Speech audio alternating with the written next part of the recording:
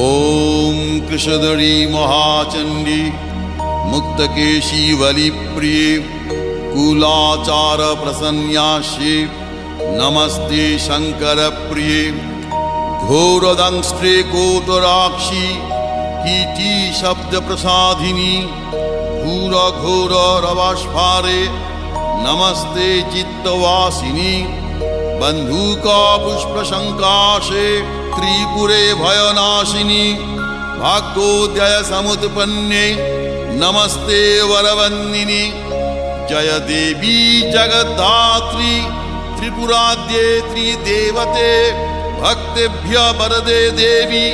महिषग्नि नमोस्तुते घोर विघ्न विनाशाय कुलाचार समृद्धये नमामि वरदे देवी मुंडमाला विभूषणे रक्तधारा